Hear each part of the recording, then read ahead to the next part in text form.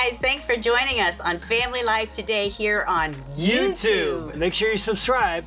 You don't want to miss any episodes, so hit the little bell and you'll get notifications and you won't miss anything. And if this encourages you, like it and share it with your friends. Yeah, share it with your friends. Yeah, welcome to Family Life today. I think part of what it means to be heard is to be seen and to be valued. When you see them and value who they are, then those little acknowledgments that you're hearing them, they mean so much more. But if someone's just nodding, saying, yep, I hear you, sure thing, right away, it doesn't sound like you're really hearing them, even if they're listening.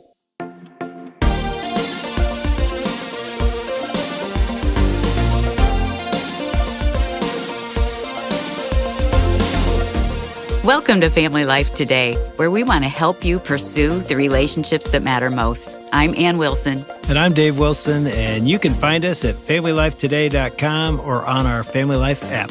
This is Family Life Today.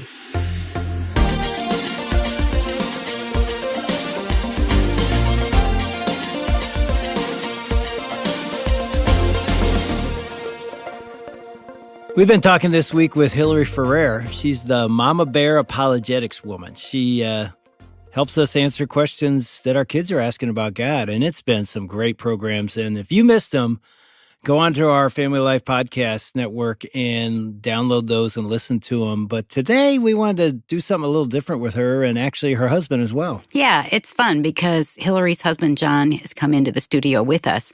And this is a topic that's really close to my heart, what we're going to talk about today. And it's about women feeling heard and what that really means. And so you guys, I wanted to bring you in and first ask you, Hillary, just as a woman, can you think of a time in your life that was hard for you because you felt like, I am not being heard? Yeah. Naturally, if I'm not being heard, I will just talk louder.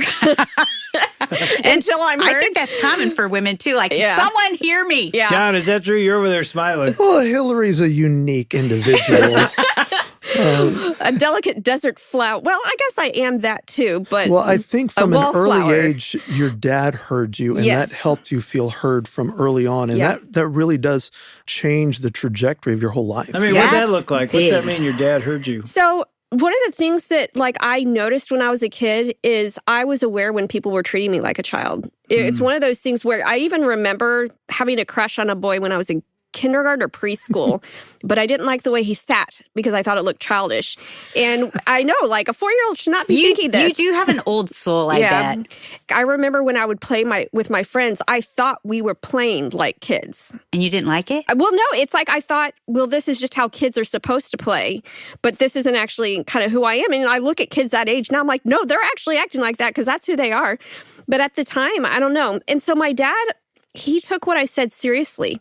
He wanted to hear my thoughts. And I've talked to him about this later on, that he could tell that when I asked a question, it was coming from a long list of other questions that I'd already, I understood how A went to B and B went to C and C went to D, but I couldn't understand how E went to F. And that's where my question would come in on. And so he could see that whole progression of thought beforehand. And so he really would thoughtfully answer my questions, treat me like I had important thoughts. He heard you. Yeah, he did. And he treated me as, with the unique giftings that I had, and didn't mind me asking questions. And not only did he not mind me asking questions, he encouraged me to ask more questions. And even now, he's still like this. John will always joke about when he's out to, dinner or something with us, if one of us has a question, it's just a shot in the dark who's going to whip out their phone first to try to find the answer to it, because we're question askers. We're interested in the same thing. So I think he made me feel very heard and like my thoughts were important. But I remember this was not the case with my peers. I never felt heard by my peers. In fact, I think I distinctly felt rejected by my peers because, number one, a lot of them weren't really thinking or asking the same questions as I was. But there was something about me that especially girls tended to reject. And I remember, I was a cheerleader, and we'd be having some problem, like, a stunt or something like that, or a choreography. And I would say, hey guys, what about this? What about this? What about this? And it's like no one would hear it until the really pretty popular one would say it. And everybody's like, oh, that's a great idea. And I'm like, yeah, that would have been great if we'd listened to me 10 minutes ago. But I just kind of grew up knowing that probably girls didn't hear me. And people my age didn't hear me. It wasn't until I got to college when I started interacting with people who kind of were like choosing to be in that conversation. But what did that feel like with your peers? That's quite a while. That there's something different, that there was something wrong with me, and that I needed to keep myself in check because who I was annoying. And I didn't want to be annoying to people. There's something about who I was that was wrong. And this is the same message that we're hearing right now. I don't know if this is jumping too much ahead. The LGBT machine, or whatever you want to call it, has capitalized on this idea of kids feeling out of sync, number one, with their gender, and two, with their peers, and saying, if this is how you're feeling, we have the answer for you. And what would I have done when I was young if someone said, if you feel like this, well, there's a whole group of us that feel this way, and we have the solution for where you can fit in. It's very possible that I could have gone down that route. But I think a lot more people than we even recognize. I think even sometimes the pretty and popular girls feel unheard and unseen, because who knows if who they're portraying is the real person. I think in my life, I felt like my dad didn't hear me. And being the youngest of four, I felt like my brothers were certainly heard. Yeah. But I was trying to get my dad's attention and trying to perform so he would hear me or see me. And so maybe I felt like my peers heard me, but to have that gaping wound of my dad never hearing me, it's interesting that we both had it in different places, but the result was the same. Kind of that, what's wrong with me that I'm not being heard? And that's hard. Tell me about when you really felt like God hears me. I'm thinking of Psalm 34:17. It says, the righteous cry out, and the Lord hears them. He delivers them from all their troubles.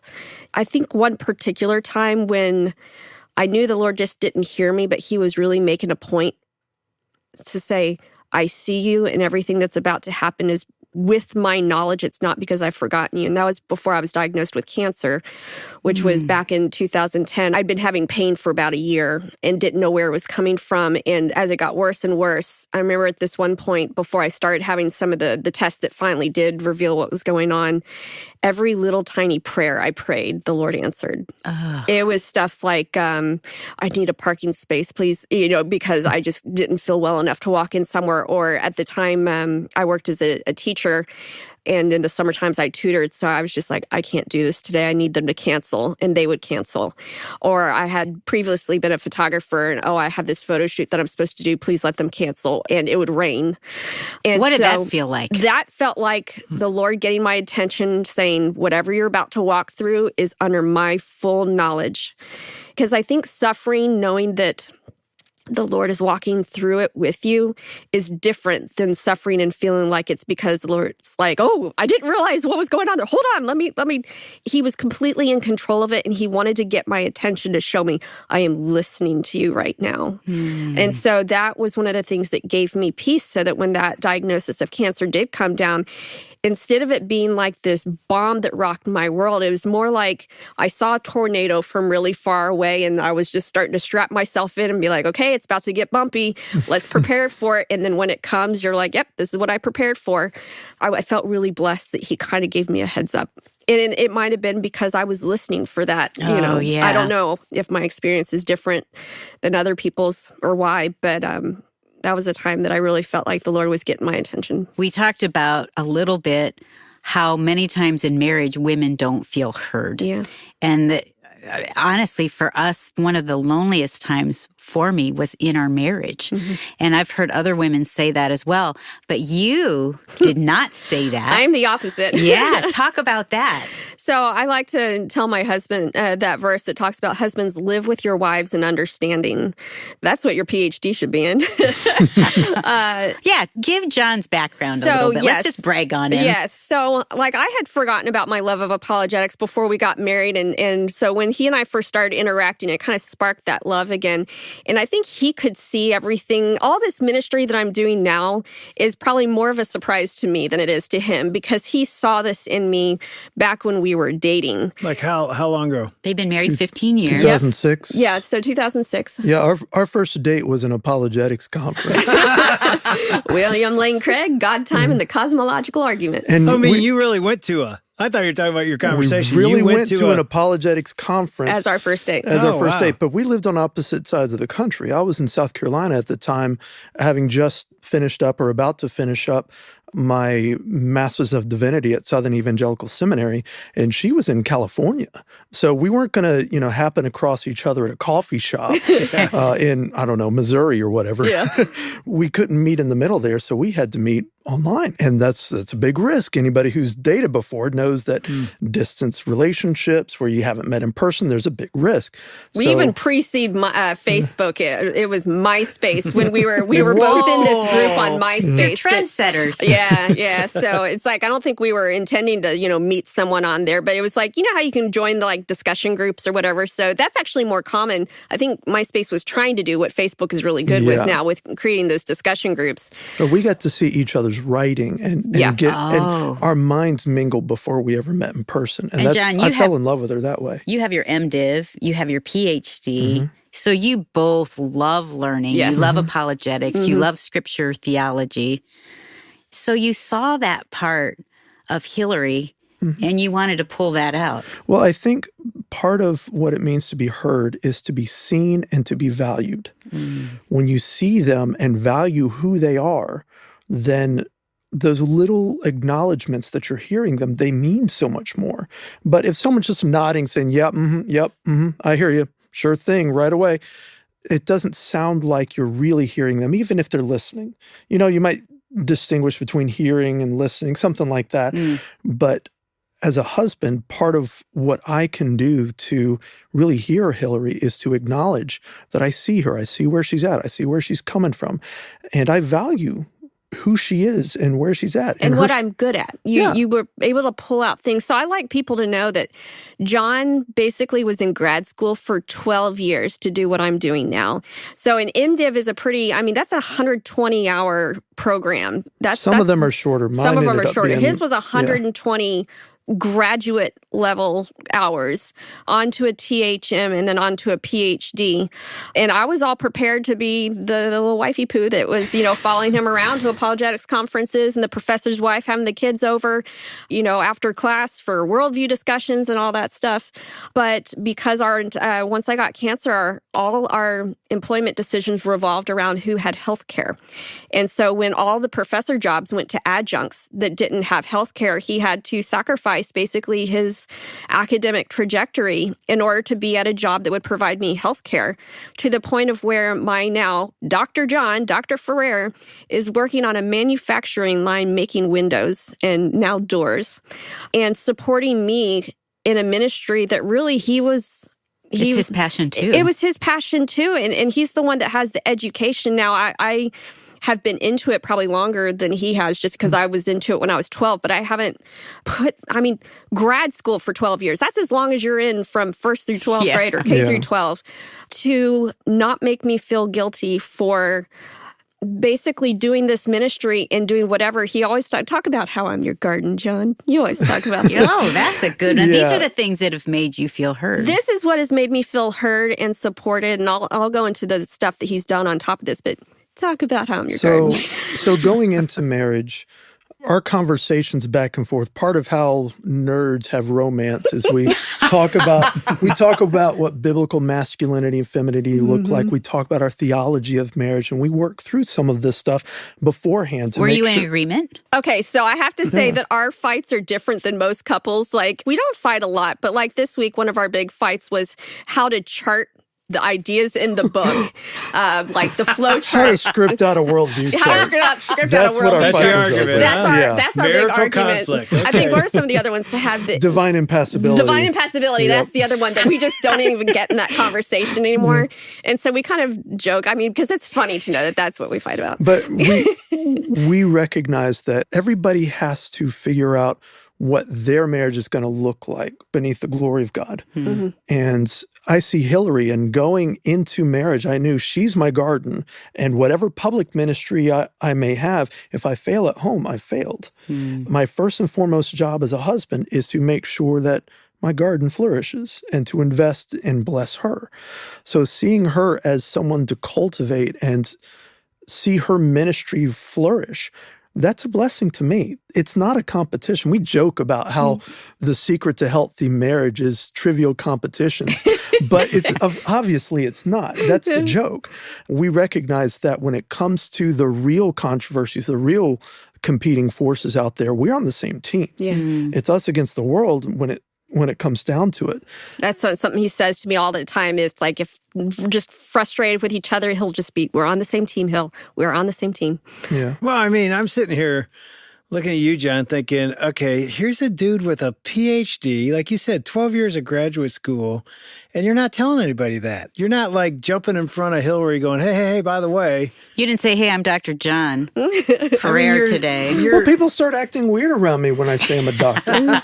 Well, some of them want to show me some, rash and ask me if it's normal, but then I have to clarify, okay, not that kind of doctor. But once they realize I've got this ministry training and I've got this theological training, they change their language, they change their body language, they start acting fake around me, and I don't get to meet the real person then.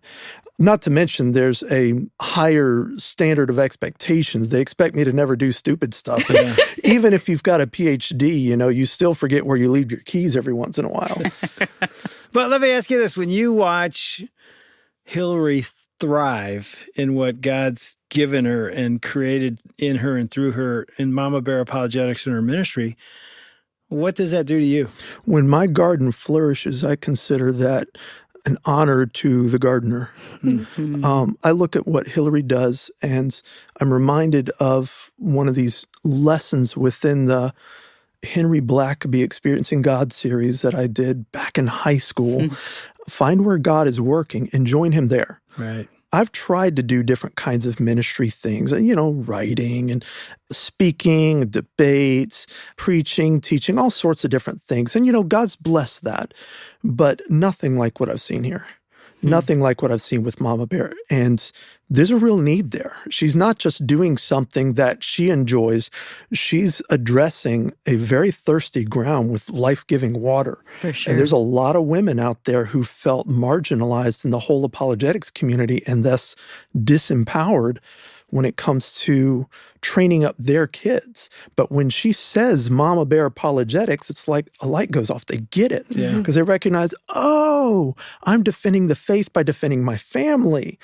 And you don't have to revert to football and military analogies all the time and go into, stereotypically masculine framing for it all to do apologetics. You can do apologetics in a deeply feminine way because there's nothing so feminine and yet fierce as a mama bear protecting her cubs. Mm-hmm. That's not a compromise of her femininity. That's an exercise of it. And she's been able to develop that concept and to unleash it into the world. And I think part of it's because I can be by her side and she can run an idea by me. Mm-hmm. We can interact over this stuff, and she's that much more empowered because of that. It reminds me of when we were with Howard Hendricks' wife, Jeannie. He was a Dallas professor. And we were all like, he had this big personality. Jeannie was a little more quiet. And somebody said, Jeannie, what's it like to be married to Howard when he's so big? And do you ever feel lost? And do you ever feel forgotten? Or do you feel like you've lost your voice? And she's just calm and cool. And she goes, oh, girls. I know something about Howard that nobody knows. And, we're all like, tell us. We're on the edge of our seat. Juicy gossip here. Here it comes. And she goes, Howard would be nothing without me. And we're all like, yes, it's so true. And John, what you're saying is the same thing. Like, I'm the wind beneath I'll those. say it. Yes. I will say it. This ministry would not have gone anywhere without John. So first I thought, well, it'll be a blog and maybe we'll do some podcasts. I did not feel confident enough to even post anything because I thought as soon as I post someone's going to poke a hole in the logic and say, well, you haven't thought about this. But knowing that John had the background that he has, I would run everything I wrote by him. And I never thought I was going to have original thoughts. I even thought, well, I guess my goal is going to be to present the same things that everybody else is presenting, but just presenting it, for moms. But And Hillary, your podcast is like at the top. Like you are doing so well. That's amazing considering that we didn't record for like at all last year. So that's just a testament that the Lord is working in this. So having John be able to kind of be that second set of eyes that are an educated set of eyes, knowing that if I'm saying something stupid that someone else has already said and some 13th century philosopher already addressed this, he'll know about it. And so I would run it by him and put it on there. But it got to the point where I realized I was saying things that he hadn't heard anyone else say. Mm-hmm. And for the first time, I thought, well, maybe I do have original thoughts. And the way that I piece together information is just different than the way other people have, which, right there is how maybe I've had a disconnect maybe with some of my peers because it is a different way. And you're funny. You're funny when you do well, it. Thanks. Well, speaking of being heard, you've got a unique voice. And I don't know that you realized early on that what you offered was different from what's out there. Yeah, I don't think I did, but you were he did. doing practical apologetics, and I've read a lot of apologetics. I've interacted with a lot of apologists. I've been at events in the green room talking with folks who are coming up next. So I get to interact with this stuff, and for the most part, there's few exceptions. For the most part, they weren't doing practical apologetics. They weren't equipping lay people, normal people who don't have advanced degrees. They aren't necessarily equipping them to do this with folks who aren't also educated. They were, for the most part, saying, here's some of the arguments, here's some of the evidence, go do with it what you will. But there wasn't that layman's learner that's communicating how to go apply this stuff. John, talk to the husband whose wife has told him over and over, you don't hear me. You don't see me. I'm not a priority to you. How would you encourage him to be able to be there for his wife? That's David Ann Wilson with Hillary Morgan Ferrer and John Ferrer on Family Life Today. We're going to hear John's response in just a second, but first, as a listener at Family Life Today, you have heard many stories of how God can do amazing work even in the toughest marriages. And the amazing thing is that God chooses to use people just like you to help. One way you can make an impact for more marriages and families is by financially partnering with Family Life Today. All this week, as our thanks for your partnership, we want to send you a copy of Hillary Ferrer's book as our thanks. It's called Mama Bear Apologetics, and you can get your copy when you give this week at FamilyLifeToday.com. Or you can call us with your donation at 800-358-6329. That's 800, F as in family, L as in life, and then the word today. All right, now back to Dave and Ann's conversation with Hillary and John Ferrer and how a husband can engage and be there for his wife. It's not a bad idea to, every once in a while, just say, I see you, and pause, and literally, consciously see her where she's at. Tell her one or two things in your own words that she just told you, communicating that you've heard her, and then identify one or two things that are valuable about her to you. I'm telling you guys, just a guy does that, a husband does that, so she'll probably cry. Yeah. Anne is tearing up. But But you know what that says? She's married to a guy who hasn't done a good job of that. No, you do that now. No, I mean, yeah, now. And also learning how to ask for it, because I think That's good, Hillary. a lot of times women She don't makes know. it easy, by the way.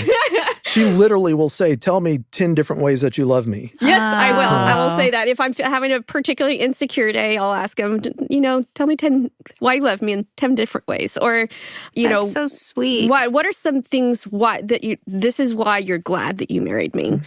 And, and of course I'll do it back to him if he asks, but a lot of times, honestly, it's just me asking because I'm having an insecure day. As we all do. As we all do. And so he will sit there and he will think, and he won't just, rattle off something stupid. He will really sit there and think, okay, what's a new way that I can say this? Oh. I mean, this is really rare. Isn't it? That's what I was going to say, Dave. I mean, I'm thinking that. I don't know. You know better because you work with so many women. She has a herd women's night once a month up in Michigan. It sells out in 5 minutes, and all these women. And I was at the last one playing guitar in the band, and the band never left the stage, right? And we just did music through the whole night. And so I got to sit there in a room full of women and listen, and I was shocked at, I didn't hear this. I didn't hear women saying, I feel seen and heard. I heard the opposite. Yeah. And they weren't lamenting as much as going, here's my story. And the story was a lot of guys like me and others that just are so focused on themselves and their life, they just put their woman or even their daughter or their mom to the side, like you're not as important as me. They don't even realize they're doing it. I did it for a while. But to sit here and listen to you, it's so refreshing to think, wow, this is rare. It shouldn't be rare. And I'm hoping women that are listening are going to think, I am seen, first of all, by God. He sees me. I was going to say, Dave, that's the theme of our nights together with women. Is you are seen, you are heard by the God of the universe that created you, that knows every cell in your body, and he celebrates you. You've been listening to Dave and Ann Wilson with Hillary Morgan Ferrer and her husband, John, on Family Life Today. Hillary's book is called Mama Bear Apologetics, Empowering Your Kids to Challenge Cultural Lies. You can get your copy when you give this week at FamilyLifeToday.com. Miscarriage is often seen as something women suffer from, but what about the men? Eric Shoemaker will be joining Dave and Ann Wilson next week to address just that. I hope you have a great weekend and get to worship at your local church. On behalf of Dave and Ann Wilson, I'm Shelby Abbott. We'll see you back next time for another edition of Family Life Today.